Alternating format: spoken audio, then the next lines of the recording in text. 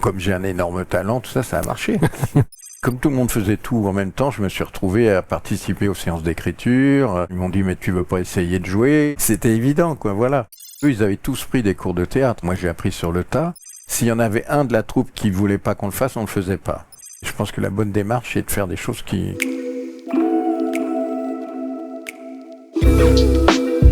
Bienvenue dans Route, le podcast qui identifie les racines de la réussite. Ici, on ne se contente pas de raconter des succès. On explore ce qui les rend possibles, mais aussi fragiles.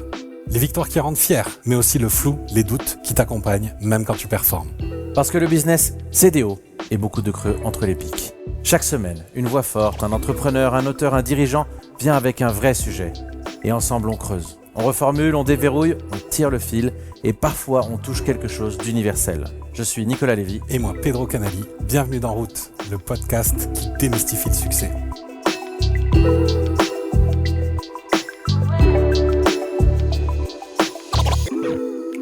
Bruno Moano, vous êtes l'exemple parfait de ces trajectoires que l'on croit connaître alors qu'on en voit à peine la surface. Pour le grand public, vous êtes à jamais Monsieur Preskovic, le personnage mythique au Dubichou, roulé à la main sous les aisselles dans Le Père Noël est une ordure. Ou encore Gilbert et sa crêpe au sucre dans Les bronzés font du ski. Deux rôles devenus cultes au point d'avoir dépassé l'acteur qui les porte, comme cela arrive parfois. Mais si on gratte un peu sous le vernis, votre histoire est bien différente. Vous n'êtes pas arrivé par la grande porte. Vous êtes entré au Splendide comme machiniste-régisseur, avant de monter sur scène avec la troupe, puis de coécrire, et surtout de faire quelque chose que très peu de comédiens font, tenir fermement le projecteur pour les autres, plutôt que de vous mettre en dessous. En effet, après avoir co-dirigé le Théâtre de la Renaissance pendant un temps, vous prenez la direction du Théâtre du Splendide, poste que vous occupez encore aujourd'hui. Alors que vos petits camarades du Splendide, Josiane Balasco, Michel Blanc, Marianne Chazelle, Christian Clavier, Gérard Jugnot ou encore Thierry Lhermitte courent les castings et les premiers rôles, votre rôle de directeur ne vous laisse que peu de temps et vous vous consacrez au second et troisième rôle. J'en ai compté 27 dans des films aussi mythiques que L'aile ou la cuisse ou encore Vous n'aurez pas l'Alsace et la Lorraine. Vous jouez aussi régulièrement au théâtre, dans des pièces comme Papy fait de la résistance de Christian Clavier et Martin Lamotte ou encore Dernier appel de Josiane Balasco. Alors, quand on a été au cœur d'une troupe mythique, quand on a vécu la gloire publique, mais aussi les coulisses, la gestion, la rigueur, comment est-ce qu'on passe de l'ombre à la lumière et inversement? Comment est-ce qu'on se définit quand le grand public vous résume à deux personnages cultes? Et qu'est-ce qu'on cherche encore à accomplir quand on a travaillé avec Coluche, Zidi, Lecomte, Poiret, Baffy, Danny Boone? Qu'est-ce qui vous anime encore aujourd'hui? C'est ce qu'on va voir aujourd'hui dans Route. Bienvenue. Bonjour, une petite remarque sur ma biographie. Le Splendide, je dirigeais le Splendide bien avant la Renaissance. Ah d'accord. Depuis, quand j'ai rencontré les gens du Splendide, très vite ils m'ont demandé de m'occuper de la gestion parce que ça les emmerdait. Et donc, le Splendide, ça doit faire 40 et même plus, bientôt 50 ans que je m'en occupe. Et puis parallèlement, pendant un temps, je me suis occupé de la Renaissance. En même temps? En même temps, les deux, oui. Et c'est compatible? J'étais pas tout seul, j'avais un associé qui travaillait avec moi, mais oui, c'est compatible, complètement. D'accord. Mais par contre, effectivement, ça prend beaucoup de temps. Et comment on trouve le temps alors avant de rentrer dans le vif du sujet, juste pour finir sur la biographie, pour gérer ce métier quand même d'acteur, et puis théâtre aussi beaucoup? Comment c'est possible de gérer les deux? C'est pour ça que j'étais moins présent que mes camarades, parce qu'eux, ils faisaient que ça. Comme moi, je m'occupais de la gestion des théâtres, etc. J'ai toujours voulu continuer à jouer, donc j'acceptais des petits rôles à droite à gauche, et puis j'ai joué effectivement dans Papy, j'ai joué dans Dernier appel, mais j'ai aussi monté des pièces que j'ai coécrites et que j'ai montées au Splendide. J'en ai monté 1, 2, 3 au Splendide, je crois. Oui. Notamment avec Samir Bouadi, qu'on va recevoir bientôt. Bouadi, voilà, exactement. Et puis voilà, je me suis toujours débrouillé pour faire ce qui me plaît, ce qui m'amuse, et en même temps continuer. Parce que la gestion, la production, c'est complètement autre chose, mais c'est très intéressant aussi. C'est intense, j'imagine. C'est très intense. Oui. Et alors, le choix était donc conscient de mettre de côté les premiers rôles pour gérer la gestion, parce que c'est ça qui vous animait plus. Je sais pas si je les ai mis de côté, peut-être qu'on m'en aurait jamais proposé, j'en sais rien. Mais toujours est-il que ça s'est goupillé comme ça, quoi, voilà. Et ça a toujours été présent, cette envie de gérer, le côté gestion plus que le côté projecteur? Côté gestion, c'est quelque part... Bon, faut savoir le faire, mais c'est peut-être plus facile parce que c'est nous qui décidons. On n'a pas besoin d'attendre que les autres viennent nous chercher, quoi. Voilà. D'accord. C'est ça C'est le côté proactivité. Voilà, exactement. Voilà, j'ai dit des trucs intéressants, ça va. Super. C'était parfait, merci beaucoup. Non, on a encore quelques petites questions. Et du reste, on a un petit concept dans l'émission, c'est ce petit joker. Si jamais à un moment on pose une question qui est hors cadre, vous avez le droit à un pass gratuit. On a tendance à s'en servir qu'une seule fois. Une seule fois, il faut bien le choisir. Bon, d'accord, je vais voir. Alors, quand on regarde tout ce parcours, de quoi vous êtes le plus fier? Je sais pas trop, c'est l'ensemble du parcours, disons, qui m'a rendu heureux, fier, j'en sais rien en fait. Parce que bon, il y a des choses le fait d'être reconnu comme un bon acteur, et ça me fait très plaisir, ça c'est obligatoirement, mais en même temps, d'être reconnu en tant que directeur de théâtre, c'est important aussi pour moi. Donc oui, j'ai une fierté un peu placée à droite à gauche, quoi. C'est pas... Dans la diversité, un peu. Diversité, ouais. Il y a des projets qui se démarquent avec le recul, il y a des moments qui ont été... Comment, parce que vous êtes défini par 2 passages très courts finalement pour le grand public, mais pour vous, c'est quoi le moment qui a été le plus fort ou qui est le plus significatif? C'est toute la période avec mes camarades du Splendide, c'est ça qui... Parce que moi je savais pas du tout ce que je voulais faire avant de les rencontrer, je savais ce que je voulais pas faire, ça oui, très bien, mais je les ai rencontrés, on s'est bien entendu, j'ai découvert ce monde du théâtre que je connaissais pas du tout. Et puis voilà, c'est venu, ça m'a passionné, vraiment. Ouais, Cette rencontre, elle se fait comment? Par l'intermédiaire de Josiane Balasco, que j'ai rencontré parce que je travaillais sur un spectacle musical où il y avait un guitariste, elle connaissait le guitariste, enfin voilà, c'est des rencontres, c'est des hasards de la vie. Et elle connaissait la troupe du Splendide, elle en faisait pas partie encore à l'époque. Mais elle nous a présenté en tant qu'amie, et puis voilà, de fil en aiguille, les choses se sont faites comme ça. Ok. Et à ce moment-là, ça devient instantané, vous dites c'est ça que je veux faire? C'est venu petit à petit. Au départ, je suis venu les aider à construire le café-théâtre rue des Lombards. Et puis, ils m'ont proposé de m'occuper de la technique, de prendre des parts dans la société. Puis, comme tout le monde faisait tout en même temps, je me suis retrouvé à participer aux séances d'écriture. En étant dans les séances d'écriture, ils m'ont dit « Mais tu veux pas essayer de jouer ?» Et puis voilà, c'est venu comme ça, quoi. Quand vous en parlez, c'est un peu passif. Josiane m'a présenté, je me suis retrouvé à quel moment vous décidez que vous voulez aller plus loin avec ça, quand vous les rencontrez, que c'est un moment important? Enfin, à partir du moment où on s'est bien entendu et que j'avais envie de m'intégrer, ils me l'ont proposé, oui, j'ai dit oui. C'était évident, quoi. C'était évident, quoi, voilà. Oui. Il y a forcément, là j'entends beaucoup d'humilité et de passivité, mais il y a forcément un moment donné où c'est votre travail qui a payé, c'est votre envie, votre énergie. Oui, bien sûr. J'ai attrapé des opportunités et effectivement, comme ça me plaisait, que j'avais envie, j'ai donné tout ce que je pouvais donner. Donc comme j'ai un énorme talent, tout ça, ça a marché. Voilà, c'est ça. Ah, voilà l'humilité. C'est ça le truc. Parce qu'il m'a dit que j'étais trop humble, alors donc... À quoi eux, qu'est-ce qu'ils sont allés chercher eux quand vous arrivez? Vous êtes encore un peu jeune à ce moment-là? Vous avez quel âge? J'avais 23, 24 ans. Oui, donc sur quoi ils se basent? Vous avez fait une audition, on avait tous le même âge, donc c'était une bande d'amis, quoi. Ouais. Voilà. Puis ils ont l'affinité. Le premier truc, c'est comme on construisait le café-théâtre rue des Lombards, ils ont vu que je savais bien planter les clous, brancher les fils électriques, des brouillards dans la bande. Oui, donc voilà. Ok. Est-ce que vous imaginiez à ce moment-là la tournure qu'allaient prendre les choses et les succès? On parlait de dizaines de millions de vues tout à l'heure pour les Bronzés 3. Est-ce que vous imaginiez ce parcours à l'époque, à 23 ans? Bien évidemment, non. On faisait quelque chose qu'on avait envie de faire, qui nous plaisait, et on avait la chance d'arriver... Bon, au début, on gagnait pas un rond, mais on faisait un truc qui nous plaisait. Donc c'est ça qui est important, quoi. Et alors, c'est quoi le déclic où vous vous dites, ça y est, on va en vivre? Il y a un moment précis où c'est venu, les premières pièces, on gagnait pas grand-chose, ou voire pas du tout. La première pièce qui a commencé à bien marcher et qui nous a permis de gagner un peu plus d'argent, c'est Amour, coquillage et crustacés, dont on a tiré le premier bronzé. Voilà. Et cinéma, ensuite? Cinéma... moi j'avais fait des petits trucs au cinéma avant, en dehors du Splendide d'ailleurs, avec Josiane. Et au cinéma, la troupe du Splendide, c'est les Bronzés qui ont déclenché ça. Après, les Bronzés font du ski, puis ensuite le Père Noël est une ordure. C'est venu comme ça. Et puis parallèlement, chacun faisait une carrière d'acteur à côté. Mais voilà. Il se passe combien de temps, je me demandais dans cette période, moi qui connais un peu moins bien l'historique, entre lancement un peu amateur, le semi-succès et puis la reconnaissance amateur, globale. oui et non, parce qu'eux, ils avaient tous pris des cours de théâtre, hein, sauf moi. Moi, j'ai appris sur le tas. Mais on a ouvert... Il y avait une première version du Splendide dans laquelle je ne faisais pas partie depuis 73 quand même. Ils avaient monté 2 pièces dans un tout petit café-théâtre à Montparnasse, qui a été détruit parce que c'est l'époque où ils ont fait les travaux pour faire la nouvelle gare, la tour, etc. Donc c'était dans ce quartier-là. Et donc c'est pour ça qu'ils ont pris le local rue des Lombards.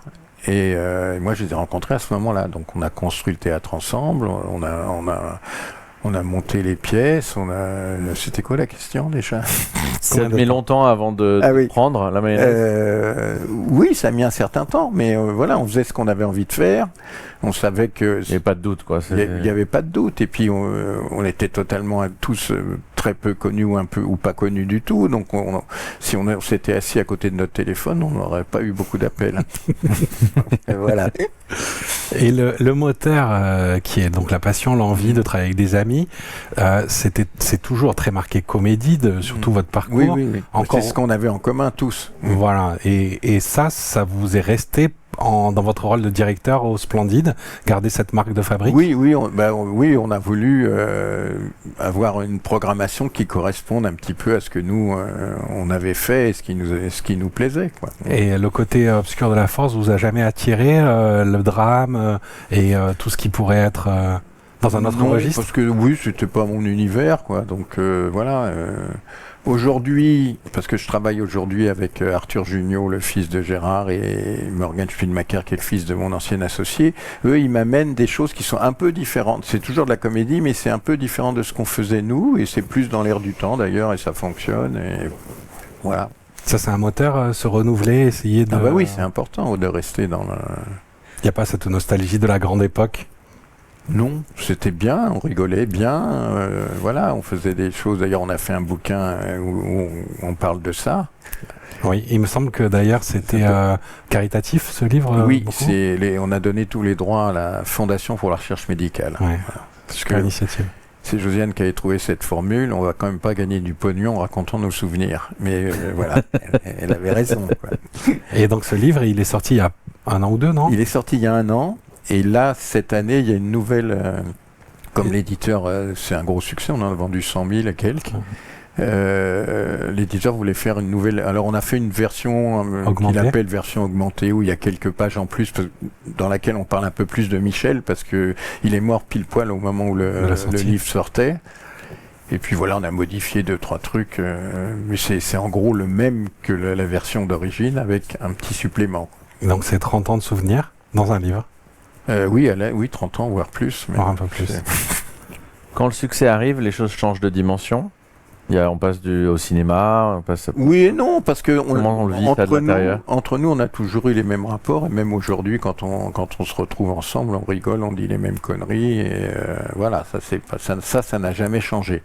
D'accord. Est-ce qu'il y a autour, dans l'organisation, dans la gestion des médias, Ah bah ça, c'est vous l'avez géré comment, justement, pour que ça ne change pas humainement? C'est chacun qui gère comme à partir du moment où on ne faisait plus des trucs ensemble, on a gardé le théâtre qui était un peu notre maison de famille, chacun gérait sa carrière et chacun gérait les médias comme il voulait, quoi. Le Splendide était quand même plus dans l'œil des médias, non? Ça n'a pas été un sujet? C'est 2 choses différentes. Il y a le Splendide, la troupe du Splendide, et puis le théâtre, et puis la carrière de chacun. Ouais, c'est des choses... Est-ce que on peut avoir conscience d'un tel...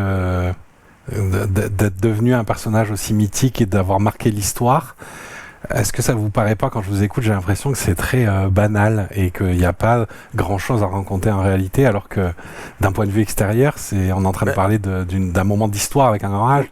Oui, mais je m'en rends compte parce qu'on me le dit, mais moi, dans ma vie, j'ai vécu cette vie-là. J'ai la chance que ça fonctionne bien mais moi j'ai pas l'impression d'être un être mythique. On vous en parle très souvent. Il y a pas une interview. Oui, ça fatigue au bout d'un moment ou pas? Non, je me dis qu'après tout pourquoi pas, mais voilà. Mais moi je vis pas comme ça au jour le jour. Oui. Bien sûr. Ça a créé des opportunités. Il y a des gens qui sont venus vous chercher. Il a fallu dire non à des projets, dire oui à des projets. Pour non, pas spécialement. Il y a des projets qu'on m'a proposés qui me plaisaient. J'ai rarement dit non. Il fallait vraiment que ça soit des trucs pas du tout dans mon état d'esprit, quoi. Voilà. Ok, clair. Merci d'être de plus en plus nombreux à nous soutenir chaque semaine. Pensez bien à vous abonner et en parler autour de vous. Et si vous aussi, vous avez une vie extraordinaire ou que vous connaissez quelqu'un dont il faut absolument qu'on parle, n'hésitez pas à nous envoyer ces détails. Le lien de notre email est en description. Bon épisode à tous. On a une petite tradition. Oui. Pedro a été grand joueur de poker. Oui. Et donc, on va voir si vous pouvez le bluffer. Oh, j'en sais rien, mais on peut essayer. Oui. L'idée, ça serait de prendre 2 anecdotes, une tirée de la vérité et une tirée de votre imagination. Oui. Et d'en faire 2 déclarations pour lui apporter dans l'ordre que vous voulez pour qu'il devine laquelle est fausse. Oui, il va me gauler sûrement, mais On espère parce que sa réputation est en jeu. Oui. Alors 2 anecdotes. Une très vraie et une très fausse, si possible. Oui. Alors par quoi je vais commencer? Par une. À l'époque, on faisait les travaux rue des Lombards. On était tous plus ou moins doués, mais il y en avait certains qui n'étaient pas doués du tout. Et notamment, Junio, pour ne pas le nommer, on avait une sortie de secours qui descendait au sous-sol et qui remontait dans la rue de l'autre côté. Et donc, il y avait un grand escalier qui remontait vers la rue. Il fallait refaire toutes les marches en ciment. Donc, on avait appris à faire les coffrages, les machins, etc. Et en fait, on s'est rendu compte très vite, c'était Gérard qui avait fait qui avait coulé le ciment. On s'est rendu compte très vite que le ciment c'est complètement effrité, que ça fonctionnait pas du tout. Et il nous a avoué que comme il avait plus de sable et que ça le faisait chier d'aller en racheter, il avait été gratter de la terre dans la cave et qu'il avait mis de la terre avec le ciment, donc ça marche beaucoup moins bien. Voilà. J'ai envie qu'elle soit vraie. Ouais, mais il a uriné sur votre voiture dans les bronzés fonds du ski, donc ça ne m'étonnerait pas qu'elle soit vraie. Ça peut être vrai ou faux.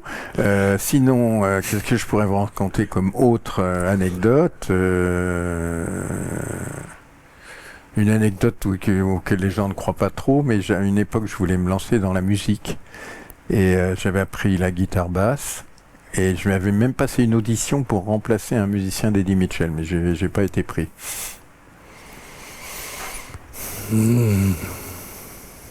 Elles sont très différentes dans leur nature. Très différentes. Bah oui, vraiment mais rien c'est à voir. pour l'embrouiller. Oui. C'est plutôt bien réussi.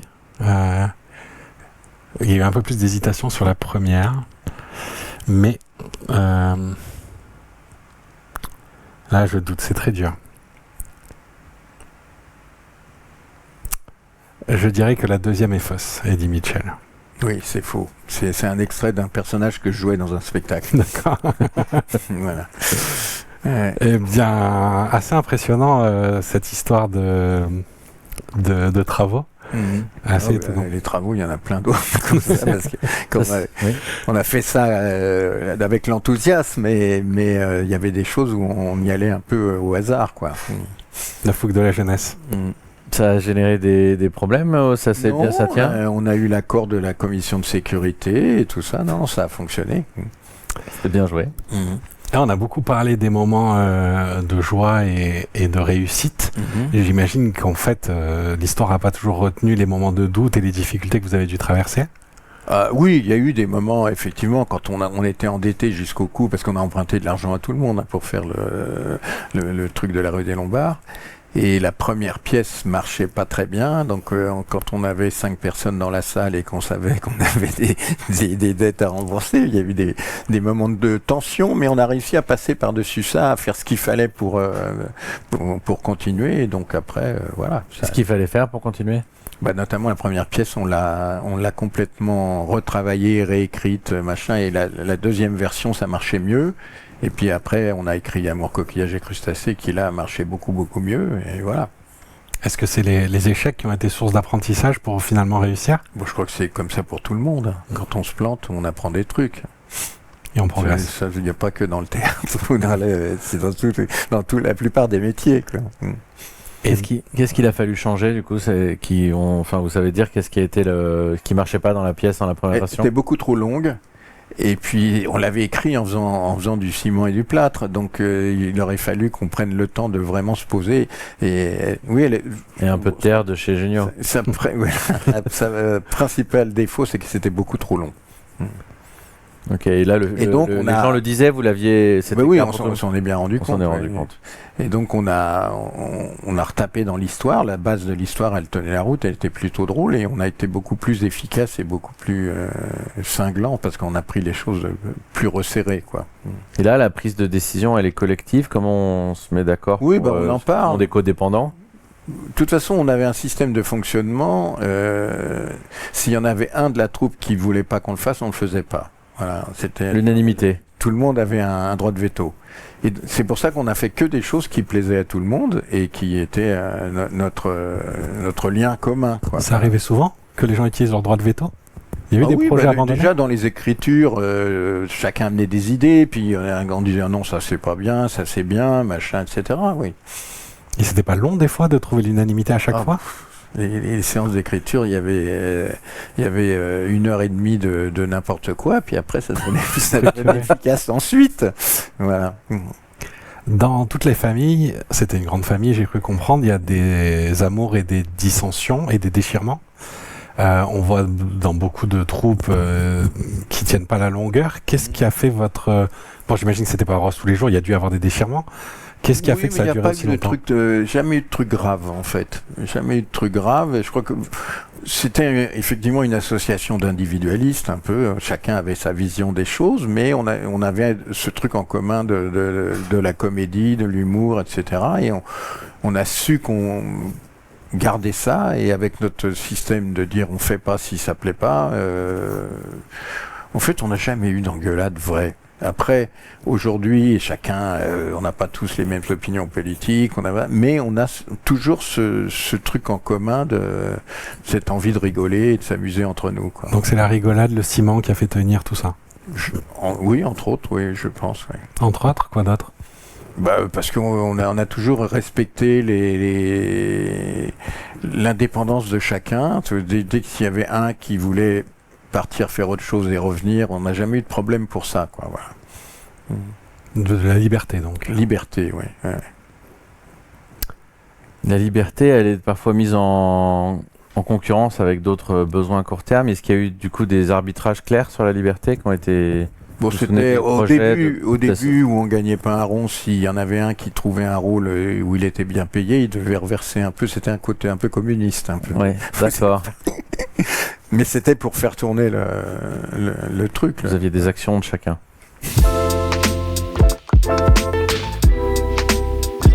Pour la suite de l'interview, on a besoin de vous faire retourner en enfance. Et pour ça, on a une petite tradition ici. Nicolas va vous proposer un tour de magie.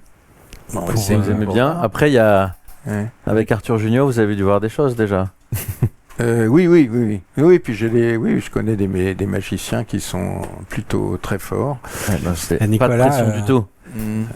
A été professionnel à un temps. Ah bon. Hop. Oui, avec Arthur, on avait monté un spectacle qui s'appelait Tout est écrit, où il y avait 3 magiciens. Avec Mossière et je suis resté... Ça fait date, c'était vous qui l'aviez écrit? Non, on l'avait produit, mais c'était eux qui l'avaient écrit. Et je suis resté en contact avec Jean-Luc Bertrand. Jean-Luc Bertrand, oui. C'était le 3e de la troupe. Oui, il avait beaucoup marqué là, à l'époque, un vrai magie théâtre, avec une vraie histoire. Mais il fait des trucs maintenant, Jean-Luc, mais il revient de loin parce qu'il a eu un accident de trottinette sans casque il y a longtemps, et il était complètement, il n'arrivait plus à parler, machin, etc.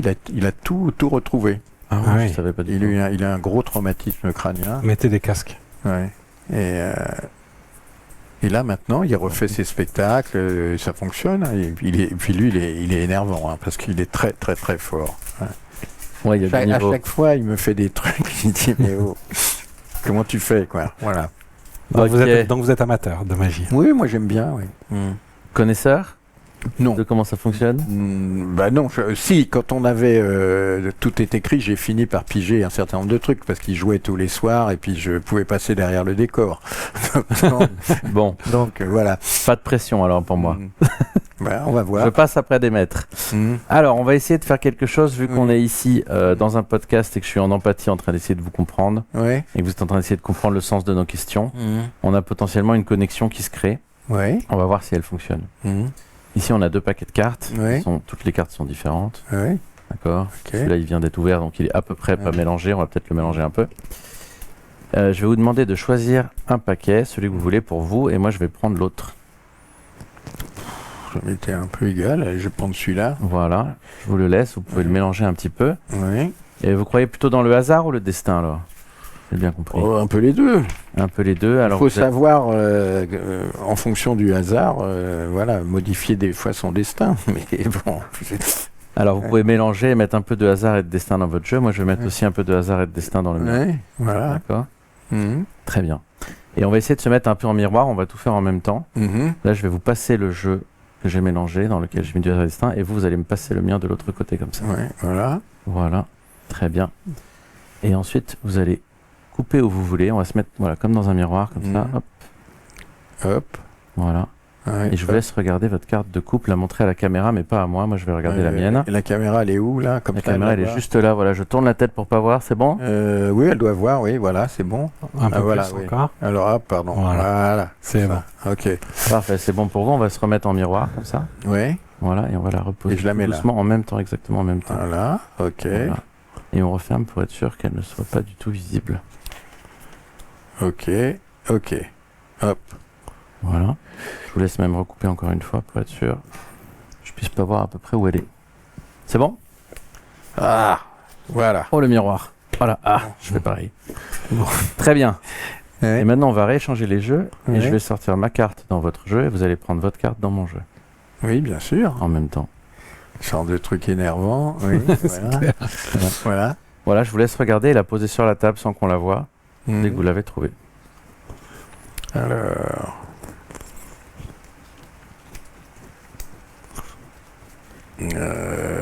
Voilà, ok, je l'ai trouvé. Hop, voilà.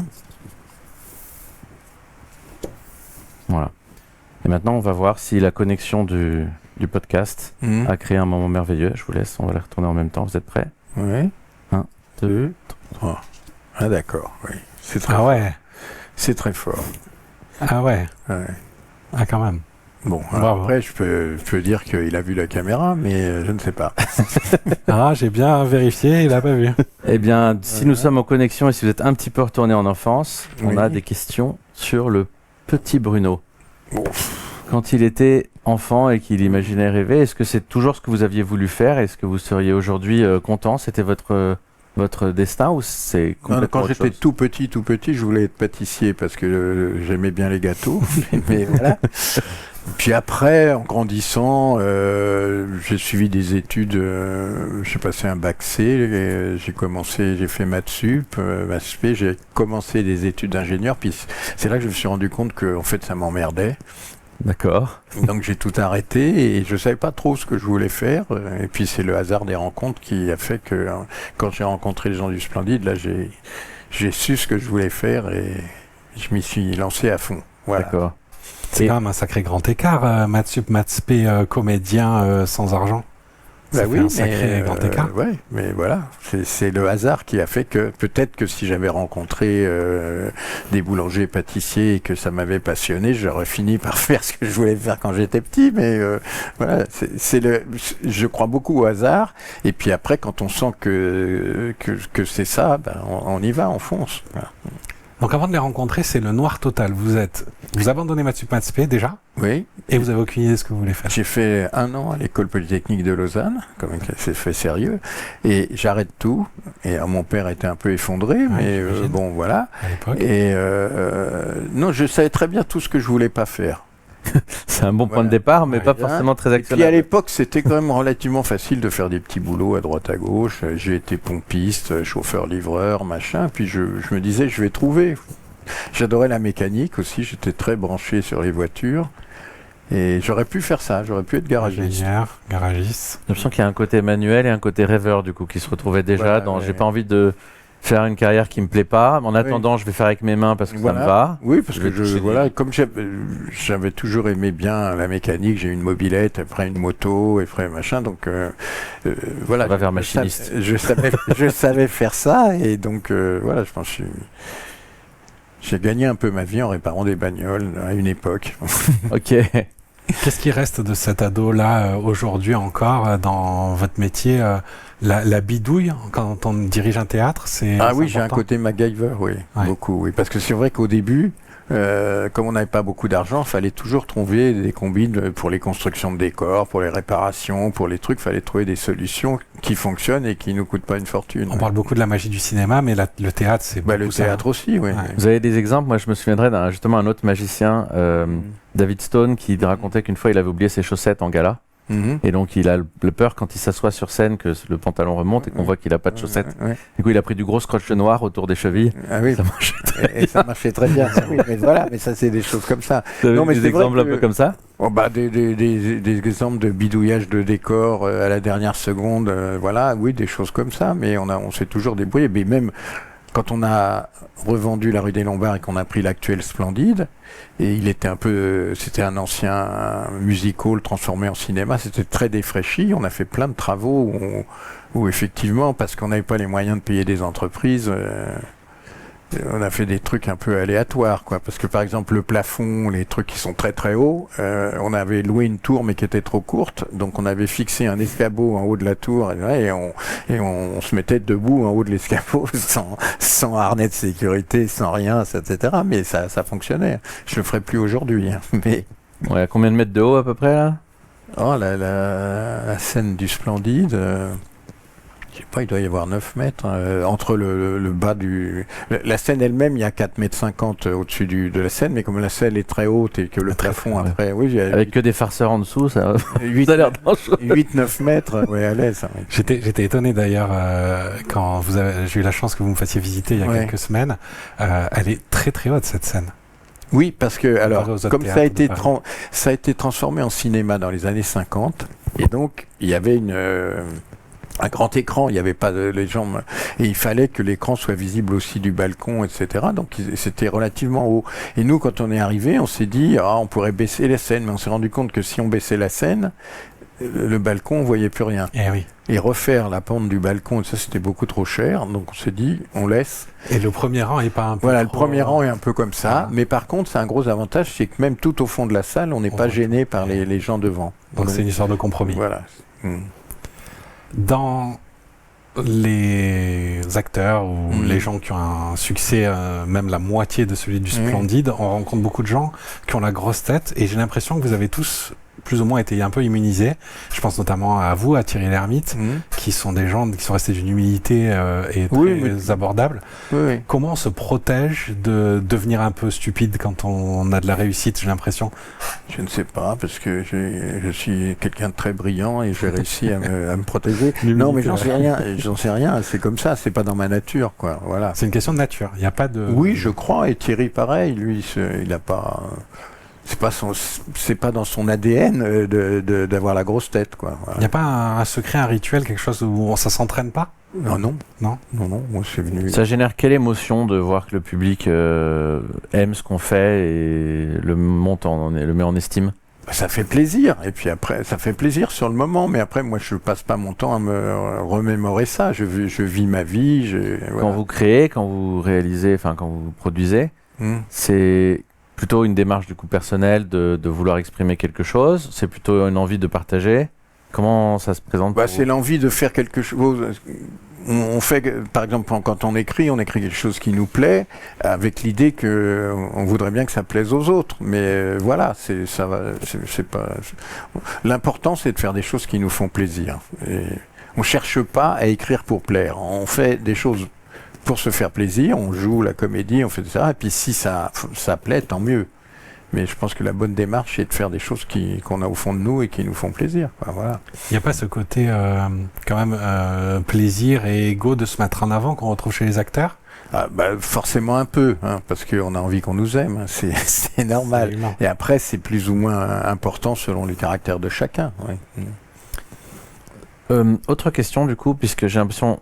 comme il y a beaucoup de métiers, beaucoup de projets, beaucoup de rencontres, comment est-ce qu'on équilibre, si en plus c'est pas un métier où on rentre dans un bureau, on s'enferme et on est devant un ordinateur puis on repart, ou une usine, comment est-ce qu'on est toujours en train de créer, comment est-ce qu'on équilibre avec du perso, est-ce que le monde du spectacle en fait est aussi votre quotidien dans la vie personnelle? Bon, alors, comment répondre? Oui. Moi, ça se fait comme ça naturellement. Hein. Mon quotidien, c'est ça. Pendant longtemps, c'était, oui, les choix de spectacles pour produire, etc. Maintenant, je me suis remis un peu à l'écriture. Donc, j'ai des idées. Ça vient au fur et à mesure. J'ai pas de plan de carrière, quoi. Voilà. Ça, j'entends, mais j'entends aussi qu'il n'y a pas l'air d'avoir de tension entre là, je prends du temps pour moi pour me reposer, je veux voir ma famille, Ah oui, oui. Ou Oui, là, je dois travailler. Non, c'est fluide. C'est fluide, oui, parce qu'on s'est toujours débrouillé pour que ça soit fluide, que chacun ait le temps de vivre. Comment on se débrouille vie, pour que ça soit fluide? Parce que je pense qu'il y a beaucoup d'auditeurs pour qui c'est pas fluide. C'est quel genre d'arrangement? Nous, on a eu la chance qu'on faisait un métier dont on était les maîtres, en fait. C'est nous qui décidions. On avait décidé qu'à l'époque, on fermait dimanche, lundi parce qu'on voulait avoir 2 jours et on aurait pu rester ouvert, faire plus de monde, etc. Mais voilà, on avait pris des décisions comme ça, quoi. Pour pas trop empiéter sur la vie perso. Voilà. Qui probablement ont fait qu'il y avait moins de recettes. Ça, c'est un choix arbitraire. Oui, mais voilà. Puis plus après, frugal sur la croissance. Puis on pouvait se le permettre à l'époque, ça fonctionnait. Aujourd'hui, on est un peu condamné à avoir un double horaire, à beaucoup, parce que c'est devenu un jouet de luxe, le théâtre, quoi. Une autre question que je me pose Oui. par rapport à l'écriture et à vos techniques d'écriture. Je me souviens du personnage de Thierry où le vote dans Le Père Noël est une ordure, c'est hyper marqué. Est-ce que chacun écrit pour son personnage? Est-ce que c'est quelque chose de très commun? Comment ça vient, les doubles et l'accent et les gros sourcils? Au départ, on écrit une histoire tous ensemble, et puis après, quand on sait à peu près chacun qui va jouer quoi, on a tendance à amener des choses pour soi, oui. Mais l'ensemble, c'est plutôt un truc collectif. Et le détail, c'est le perso de le détail, après, c'est surtout, voilà, quand on répète, on amène chacun sa touche et ses trucs, voilà. Il y avait beaucoup d'improvisation sur vos personnages? Une fois que c'était écrit, pas trop. Après, quand on a joué la pièce pendant plus d'1 an, forcément tous les soirs il y avait des décalages, des petits trucs, des impros. Non, on écrit et pendant les répétitions, oui, il y a des impros. On modifie le texte pendant les répètes parce qu'on a une idée qui arrive, tiens, on l'essaye et puis voilà. Ouais. Ok. Je trouve ça incroyable la couleur que vous avez donnée à vos personnages. Moi, j'ai toujours été très impressionné. Enfin, tout le monde, s'ils sont devenus mythiques, ces personnages-là, c'est quand même qu'ils sont... Mais parce que c'est des personnages, en plus, qui étaient proches de certaines personnes qu'on connaissait dans la vie, déjà.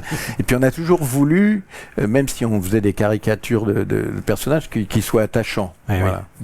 Et ça, c'est quoi la recette d'un personnage attachant? Je sais pas, c'est peut-être de le jouer naturellement et qu'on comprenne que c'est une personne qui est pas... parce que je pense que quand on joue des personnages comme ça, si on le joue d'une manière caricaturale, il perd son âme, quoi. Il faut le jouer très sincèrement et c'est comme ça que ça fonctionne. Aujourd'hui, il vous reste donc vous avez un peu réussi tout ce qui pouvait être réussi dans cette voie, j'ai l'impression. On a listé tout à l'heure les gens avec qui vous avez collaboré. Vous pouvez avoir envie de faire, oui, voilà. Qu'est-ce qui aujourd'hui vous anime? J'ai envie de continuer à trouver plus je vieillis, plus j'ai envie de rigoler. Voilà, il y a des gens qui ont le syndrome de l'acteur intelligent et qui, en vieillissant, ont besoin de faire des trucs classiques, machin. Moi, pas du tout. J'ai envie de continuer, donc c'est pour ça que je continue à écrire, à avoir des projets de théâtre ou de court-métrage, etc. Mais dans la comédie, parce que c'est ça qui m'amuse. Et donc, l'avenir pour vous, ça reste...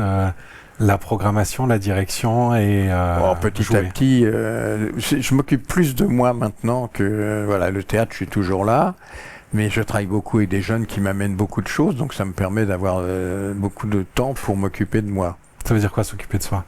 Écrire, prévoir des projets pour moi. Parce que je fais beaucoup pour les autres pendant des années. Et donc, de pièces, de courts-métrages. J'avais écrit un premier roman, je suis en train d'en écrire un deuxième. Voilà, des choses comme ça. Long-métrage aussi? Pourquoi pas, mais c'est compliqué. Hein. Oui. Ça serait la suite d'un cours, peut-être? Peut-être, oui. Oui, parce que j'ai des idées de cours, notamment de trucs qu'on a fait avec Samir, qui pourraient devenir des longs, oui. Quel conseil vous avez aujourd'hui pour justement des jeunes qui veulent faire ce genre de carrière, qui se posent ces questions-là? Faut foncer, faut y croire. Et puis se dire que si ça marche pas, on fera autre chose et que c'est pas pour ça, on va pas mourir pour ça, quoi. Voilà. Se lancer. Faut y aller. Faut y aller et puis oui, ne pas être tout seul. C'est toujours bien d'avoir des gens avec qui on travaille, d'avoir des projets en commun. Se mettre en groupe. Ouais, C'est le groupe, collectif moi, qui a fait la... Si j'avais été tout seil, j'aurais pas fait ce parcours-là. Ouais. Ça, c'est universel ou il y a des gens qui sont faits pour travailler seuls? Peut-être, mais moi, si vous me donnez mon avis à moi, mes conseils à moi, voilà. Pour conclure, oui. quel est ce que vous aimeriez qu'on retienne de vous au moment où vous allez prendre votre retraite et vous serez plus actif? Moi, j'y ai pas réfléchi. Hein. Je vais attendre. Quand je serai un peu plus vieux, je vous dirai. Non, là, j'en sais rien. Moi, les gens, je suis content qu'ils aient apprécié ce que j'ai fait. J'aimerais, si je fais encore des choses là pendant quelques années, qu'ils apprécient aussi. Puis après, ce qui reste de moi, il restera ce que les gens ont décidé de garder. Hein. Je crois que c'est pas vraiment à moi de décider. Avoir procuré du plaisir et du rire à des millions de personnes. Oui, ça déjà, c'est vachement bien. Merci pour cette interview très authentique. Merci à vous. Hein. C'était un plaisir. Vous m'avez guidé un peu. Ouais.